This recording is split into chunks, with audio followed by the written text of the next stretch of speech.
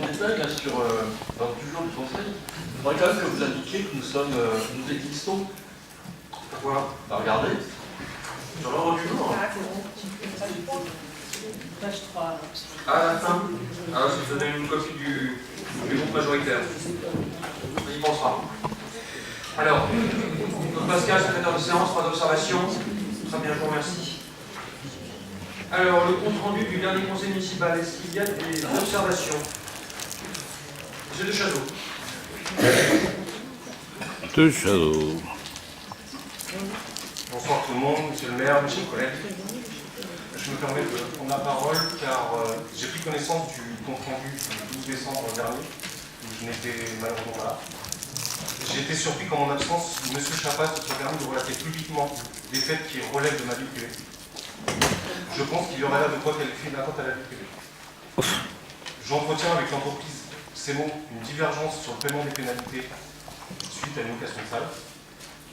Cette divergence remonte à bien avant mon élection en tant qu'élu, et de ce fait un caractère totalement privé.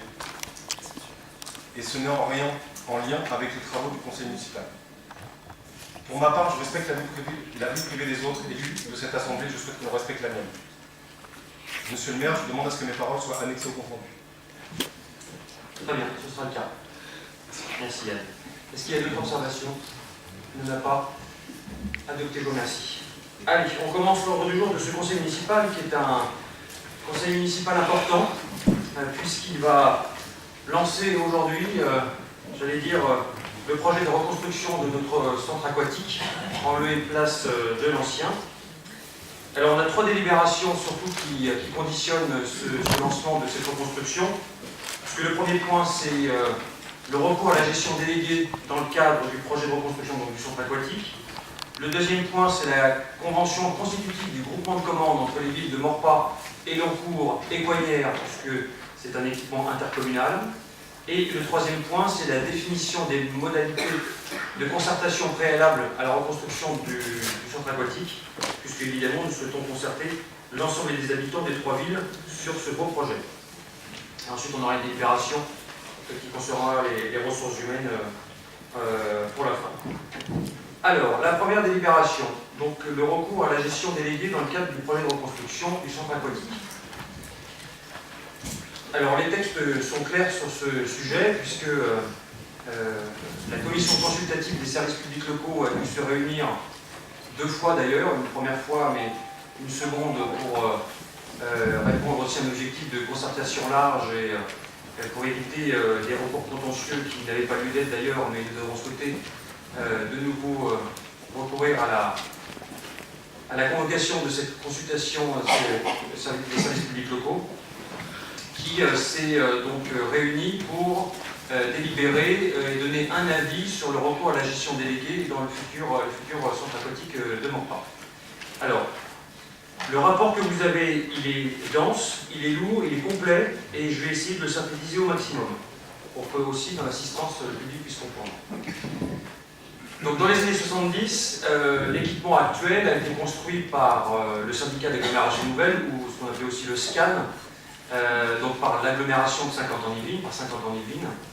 Et cet équipement, actuellement fermé pour des raisons de sécurité depuis 2015, a été rétrocédé à la ville de Morpas à sa sortie de la ville nouvelle en 1984.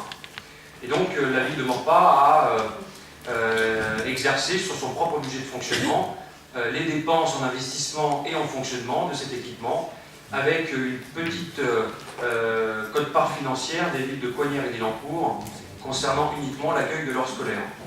Donc pour faire simple, c'était un budget d'1,2 million d'euros de fonctionnement, à peu près 400 000 euros de recettes, donc un déficit global et structurel de l'équipement d'environ 700 000 euros. Les villes d'Elancourt et de Coignères concouraient à hauteur de 83 000 euros par an, pour que leurs scolaires soient accueillis au sein de cet établissement. Je ne parle pas des collèges et des lycées qui concouraient également, mais dans une moindre mesure. Donc cet équipement a été fermé pour des raisons de sécurité à la suite de 3 audits. Le premier de 2009, 2 autres qui sont venus confirmer les audits de 2009 en 2015. Et donc, avec l'équipe municipale, j'ai fait le choix de fermer cet équipement pour des raisons de sécurité, des raisons que vous connaissez aujourd'hui. Ceci étant, maintenant, on s'est posé aussi la question à l'époque, en 2015, de savoir s'il fallait réhabiliter cet équipement qui a été construit en 1972 ou plutôt repartir sur un équipement tout neuf. Donc nous avons lancé un marché pour choisir une entreprise, un cabinet qui nous a fait une étude de faisabilité sur ce sujet. Et le cabinet était très clair, qu'il fallait mieux reconstruire un équipement tout neuf, du fait qu'on rencontre un certain nombre de problèmes structurels sur le bâtiment, que les bassins, l'hydraulicité des bassins n'est plus aux normes depuis 1981, que les flux entre les scolaires, les associations et le grand public n'est plus adapté aux besoins d'aujourd'hui, et que les besoins d'aujourd'hui des habitants ont totalement changé, notamment sur une partie maintenant qui est beaucoup plus axée sur le bien-être, le ludique et la remise en forme. Donc avec les villes de Coignères et d'Élancourt, puisque nous sommes partie prenante avec eux, nous avons fait ce choix de reconstruire un équipement en lieu et place de l'équipement actuel. Parce qu'il se situe à un très bon endroit, en lisière de forêt, au centre, j'allais dire, des deux autres villes, et aussi pour faciliter l'accès des scolaires, parce que le construire ailleurs, ça aurait été aussi certainement beaucoup plus de trajets pour des scolaires qui viennent par exemple de la clé de Saint-Pierre à Élancourt. Et donc évidemment, comme les créneaux sont extrêmement serrés, il fallait limiter au maximum les allers-retours avec les bus scolaires. Donc, à ce stade-là, en 2015, avec les équipes, on avait souhaité que la gestion, la construction de l'équipement reconstruit soit engagée par Saint-Quentin-en-Yvelines, par l'agglomération de Saint-Quentin-en-Yvelines. Donc nous avions souhaité, dans les intérêts communautaires, dans les compétences qui devaient être déterminées à Saint-Quentin-en-Yvelines, que les équipements aquatiques le soient. Ce qui n'a pas été le cas. Il ne nous a pas fallu la majorité simple, comme j'ai pu le dire quelque part, les connaissances du droit complètement, mais il fallait la majorité des 3/5. Donc sur les 75 élus communautaires, il fallait 50 voix, on n'en a eu que 49. Donc nous avons manqué de voix. Donc l'équipement n'a pas été transféré à Saint-Quentin-en-Yvelines. Et donc nous avions, avec l'étude de faisabilité 2015, l'étude que nous avions élaborée, nous avions périmétré un projet de reconstruction qui était construit à l'échelle plutôt des 12 communes. Un projet donc très ambitieux, qui était aux alentours de 20 millions d'euros TTC. Et donc il a fallu, du fait que les intérêts communautaires n'ont pas été votés, il a fallu revoir le périmètre de ce projet pour le recalibrer à l'échelle uniquement des 3 communes, Élancourt, Coignères et Maurepas, donc pour répondre à des besoins d'une ville de 50 000 habitants.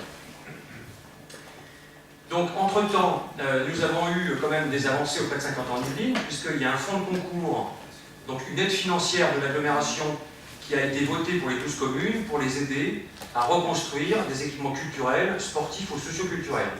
Et donc, notre futur centre aquatique rentre dans ce fonds de concours. Et l'agglomération a voté, si on le cumule sur les 3 villes, un fonds de concours de 2,4 millions d'euros. Ces 2,4 millions d'euros vont nous servir à présent à démarrer la reconstruction du centre aquatique. Ce qui n'est pas non négligeable dans le contexte financier que vous connaissez. Donc entre-temps, ce qui s'est passé aussi, c'est que les scolaires de la ville de Maurepas et de Coignères ont été accueillis à la piscine du Mini Saint-Denis pour les CP et les CE1. En revanche, pour ce qui concerne les élèves d'Élancourt, plus aucun créneau n'était possible puisque les distances sont trop importantes sur les autres équipements aquatiques, du fait aussi de la saturation des autres équipements, puisqu'on a un déficit quand même de 1500 m² de plan d'eau à l'échelle du territoire de Saint-Quentin-en-Yvelines, et même si on reconstruit cet équipement, on sera toujours en déficit de plan d'eau par rapport au nombre d'habitants total sur l'agglomération qui est de 227 000 habitants. Donc, repérimétrage du projet à l'échelle des 3 communes.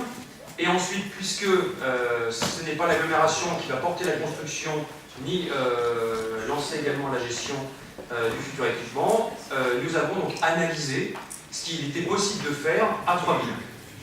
Et donc c'est l'objet de la première délibération, c'est de prendre acte de l'avis de la commission consultative des services publics locaux qui a donné son avis sur le recours à une gestion déléguée en mode concessif. Alors qu'est-ce que c'est ? Alors tout d'abord, pour faire simple, il existe plusieurs montages juridicaux-financiers. Il en existe plusieurs que je vais vous détailler. Il existe la régie, c'est-à-dire que la construction et l'exploitation d'équipements est réalisée par la puissance publique, par la collectivité elle-même. C'était le cas de l'équipement actuel qui est fermé pour raison de sécurité. C'est-à-dire que c'était la ville de Morpart, sur son budget propre, qui investissait pour le bâtiment, on va en parler, ou financer également, faire fonctionner le bâtiment, recruter les maîtres nageurs, voilà, toute la gestion courante et l'exploitation du bâtiment qu'on peut le voir sur beaucoup de services publics comme les écoles par exemple. Ça c'est la régie. C'est un mode qui, aujourd'hui en tout cas pour le modèle de la reconstruction du centre aquatique, n'est pas adapté en tout cas pour les villes de Morpart, Coignard et Liancourt, parce que cela nécessiterait que les trois collectivités investissent très lourdement sur 2 ou 3 ans le coût global de la reconstruction, qui est aux alentours, pour le moment on a une fourchette entre 10 et 12 millions d'euros, au détriment d'autres projets que les collectivités ont dans leur tiroir et dans leur plan pluriannuel d'investissement. C'est-à-dire que si on met tout sur ce projet en investissement, ça veut dire que la rénovation des écoles, des squares, des gymnases, etc., ce sera mis de côté pour uniquement financer la reconstruction du centre aquatique. Ce serait pareil pour Coignard et ce serait pareil pour Liancourt. Donc ça, c'est un mode de gestion que nous n'avons pas retenu, parce qu'il serait irresponsable par rapport aussi aux autres équipements que nous avons à rénover. Il existe aussi la quasi-régie. Alors la quasi-régie, c'est aussi un modèle où les investissements sont portés par la puissance publique, par les collectivités, et c'est un peu le modèle que nous avons avec une société publique locale, que vous connaissez tous, qui est la CEMO, où on est en quasi-régie, puisqu'on a délégué la restauration scolaire à une entreprise qui donc gère cette compétence ou cette gestion, la restauration pour le compte de la ville. En l'occurrence, nous n'avons pas retenu également la création d'une société publique locale pour la reconstruction et la gestion d'équipements, parce que les textes nous interdisent de toucher un fonds de concours. Nous avons 2,4 millions d'euros qui nous a été attribués par l'agglomération de Saint-Quentin. Si nous avions créé une société publique locale pour reconstruire l'équipement aquatique, nous n'aurions pas pu toucher ces 2,4 millions d'euros parce que les financements croisés sont interdits. On ne peut pas toucher de l'agglomération en fonds de concours et ensuite le reverser à la structure que nous allons créer. C'est interdit. Ensuite, on a un autre modèle qui s'appelle aussi la création d'un établissement public intercommunal. Vous connaissez aussi, c'est les syndicats. On a les syndicats de la gestion de l'eau qui sont en dissolution, etc. On aurait pu créer aussi un syndicat dans le cadre de la gestion, par exemple, c'est possible. Mais dans le cadre d'une reconstruction, ce n'est pas possible non plus parce que les 2,4 millions d'euros, nous n'aurions pas pu également les percevoir. Les textes aussi sont clairs. Une jurisprudence très large sur ce sujet.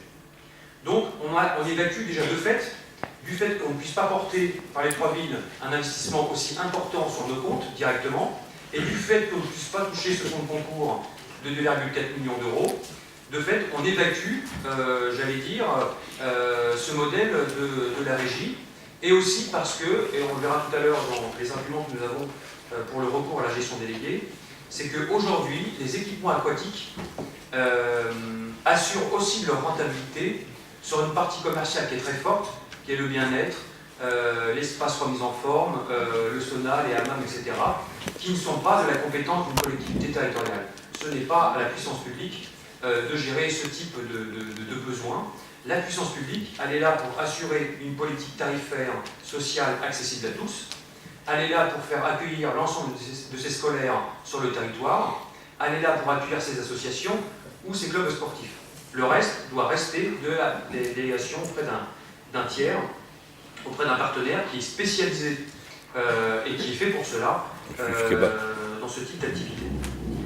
Donc, on évacue la régie. Maintenant, on a la gestion par un tiers. On y arrive. Alors, la gestion par un tiers, on a plusieurs modes.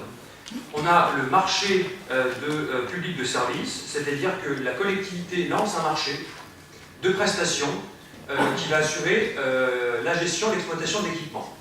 Là encore, on a une limite, parce que dans ce modèle juridique, les collectivités sont obligées également d'investir elles-mêmes sur 2 ou 3 ans la totalité de l'investissement du futur équipement aquatique.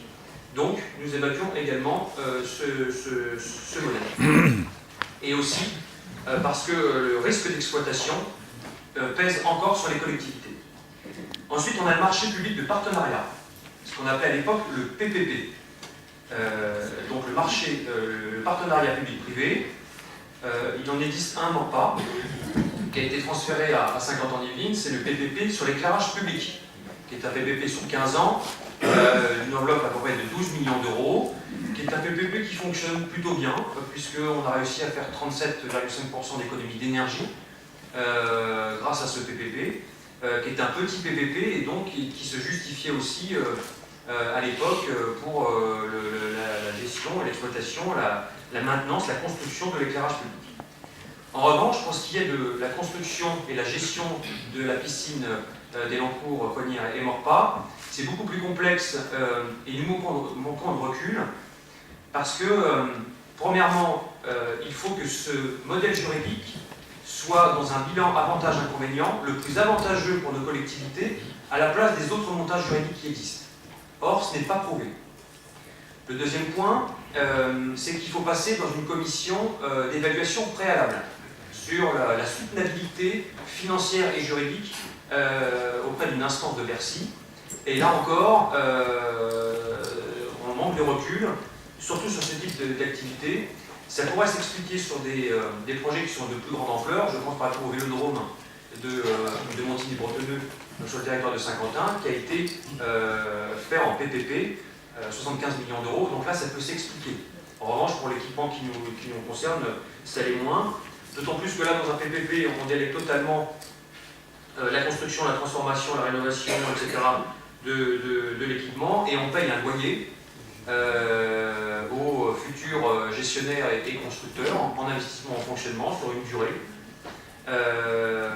Ce qui également, avec le manque de recul que nous avons sur ce type de contrat, nous paraît un peu risqué.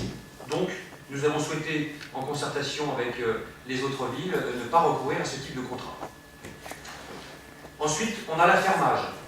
L'affermage, c'est également les collectivités qui portent l'investissement sur leur propre budget d'investissement, mais ensuite, elles contractent ce qu'on appelle une délégation de service public auprès d'un fermier qui va assurer la gestion, l'exploitation du bien et se rémunérer sur les recettes des usagers.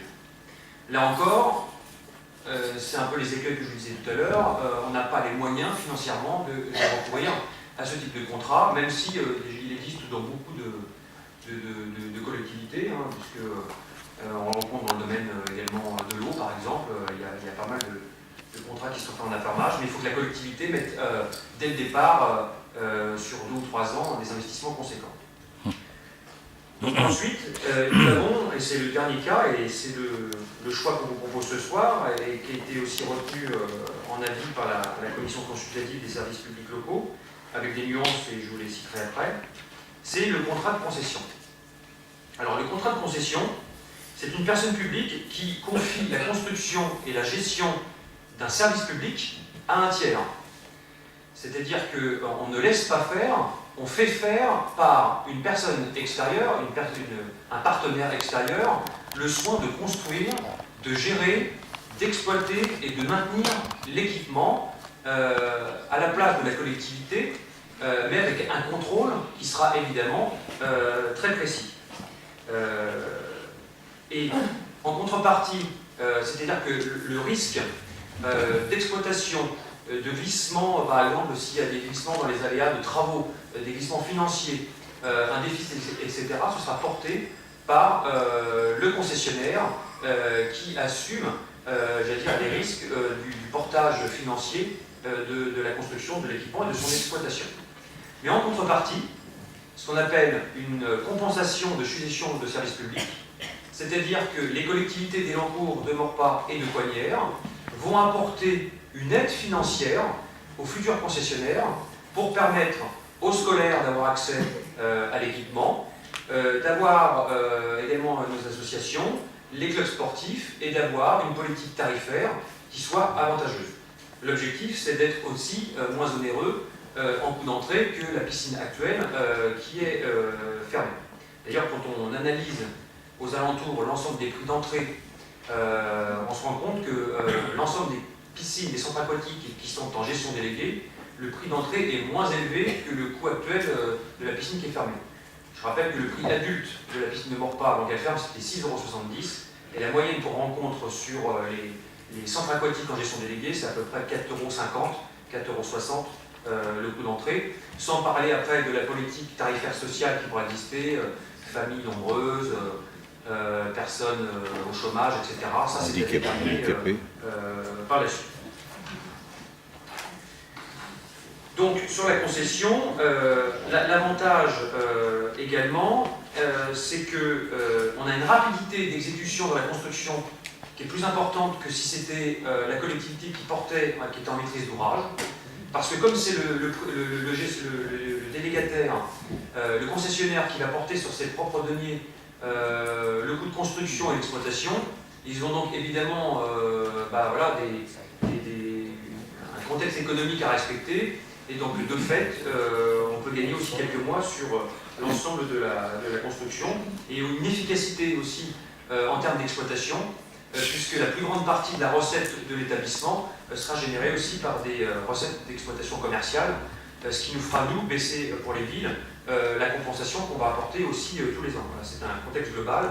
Il y aura un compte d'exploitation qui sera monté par le concessionnaire et les collectivités apporteront en fonction de ce qu'elles souhaitent en tarification sociale et du public qu'elles souhaitent accueillir. Il y aura un niveau qui sera trouvé, qui sera acceptable pour les uns comme pour les autres. Ensuite, il y a quelques nuances que je vous ai dit tout à l'heure et que je souhaitais aborder aussi. C'était abordé en commission consultative des services publics locaux. C'est que premièrement, il a été souhaité qu'il y ait un contrôle précis du concessionnaire et de la gestion d'équipement, ce qui est normal. Vous confiez la gestion, l'exploitation, la construction à une personne déléguée, une autre de la collectivité, il est normal que les puissances publiques créent des commissions de contrôle qui soient précises et d'évaluation sur ce que fait le délégataire pour ce futur équipement. Donc ça, ce sera fait, puisque déjà tous les ans, au même titre que c'est le cas pour la restauration scolaire, il y aura un rapport qui sera rendu par le délégataire, par le concessionnaire, sur la gestion de l'équipement, tous les ans en conseil municipal et en commission consultative des services publics locaux. Tu parles. Dans les 3 villes. Tu parles. Dans les 3 villes. Tu parles. Donc, s'il vous plaît, monsieur Roland. Moi, j'ai rien dit. J'ai dit tu parles. Ensuite, le deuxième point, c'était d'avoir aussi une politique tarifaire qui soit accessible. Il en va de soi. L'objectif, c'est que la politique tarifaire que nous allons conclure avec le futur concessionnaire, l'objectif, c'est pas d'avoir un coût d'entrée qui soit largement supérieur à ce qui se fait aux alentours.